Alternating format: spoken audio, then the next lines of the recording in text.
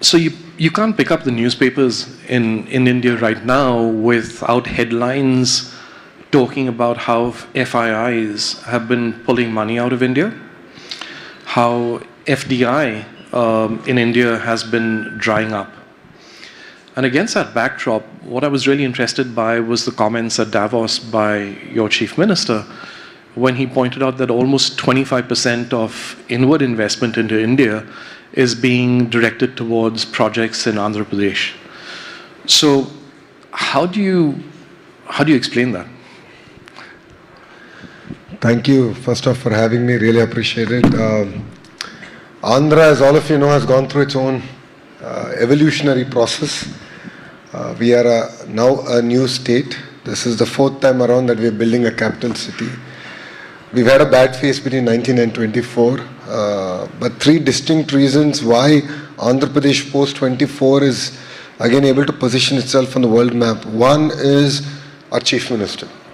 The first point is because Mr. Naidu is known for building cities, Mr. Naidu is known for building new ecosystems, and now he's doing it all over again in Andhra Pradesh. So he's a leader with a proven track record. Two is speed of doing business. So let's talk about what we've done for Google. Right, the entire data center ecosystem that we are now building up in Visakhapatnam, the pace at which that we are able to do is unheard of, where various other countries are actually envious about.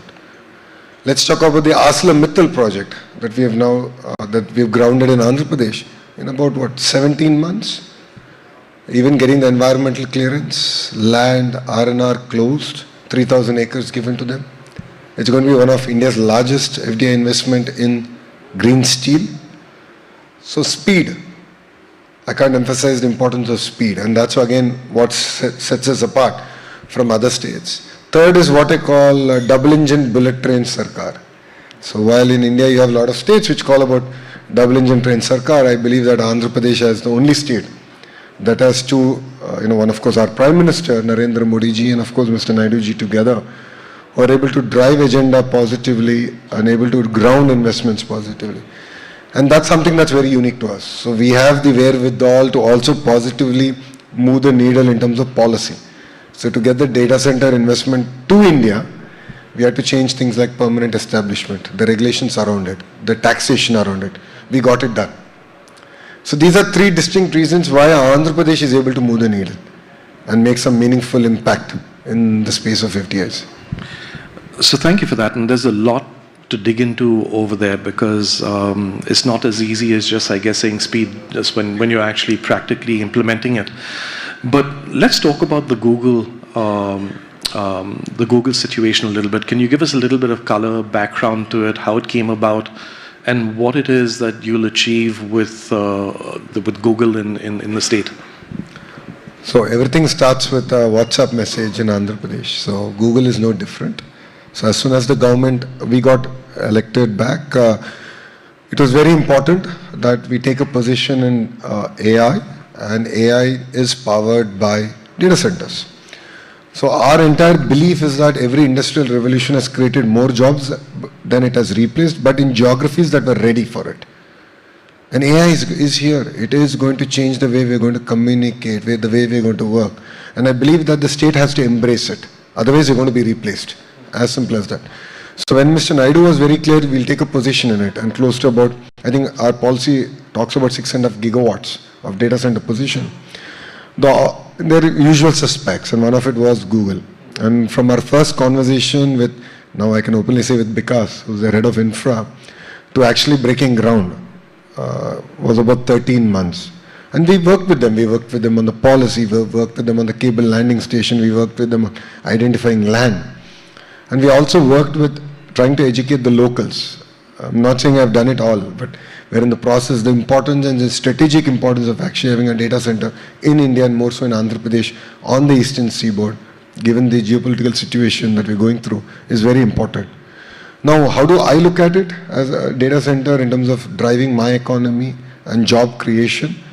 One, geopolitically it works. It's important, strategically important. Sovereign cloud is critical. Having cable landing stations in Visakhapatnam plays a very important role in building the larger AI and IT ecosystem. Three, for me, it's not just about the data centers, but it's all about the entire ancillary ecosystem that we're going to build. It could be the power electronics, the air conditioning, the whole 9 yards. So I'm working with Google and few other partners who are looking at investing now in Andhra Pradesh to building the entire ecosystem. So I want to capture the entire value and all the jobs that can be created in the ecosystem. So that's a really interesting point you're bringing up, because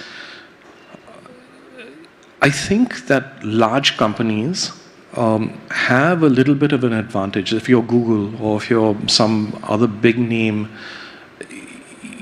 you're able to get heard in terms of what your needs are. But sometimes smaller companies don't have that. So how are you dealing with the regulatory cholesterol that we have quite often in India to make sure that the not Googles of the world have that same speed and that same time to market and breaking ground and are able to complete that ecosystem for you? I think that's a very, very valid question. For us, it's about how do we simplify the entire process. Two, how do we deliver on speed and provide an environment of a stable regulatory framework. So these are the three S's that I follow. So as you rightly said, as important as the Googles of the world are, the SMEs are more important because they create the maximum number of jobs and impact at the field level. So under the leadership of our SME minister, we are now looking at deemed permissions. So you can start your business, 3 years to get all your permissions. And how can we make it all online? The Jan Vishwas bill enables us to do a lot of magic in that. So we did a lot of deregulation of, Nala taxation and so on and so forth. So we've done a lot of work in demystifying, as you said, the regulatory cholesterol. And that's something that I believe we just started off. So honestly, I don't have all the answers. But the intent is very clear and the state is taking the right steps in that direction. And of course, technology is here and we can use technology a lot more better in terms of delivering that. So these three S's, I believe, can really deliver to that entrepreneur who's going to create 10 jobs, 50 jobs, 100 jobs.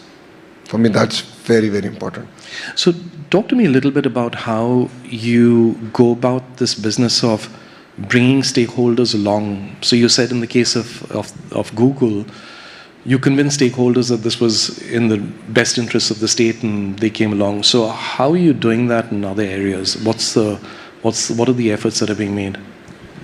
See, the most important thing we all need to understand is that any individual will have an emotional attachment with the land that they currently own.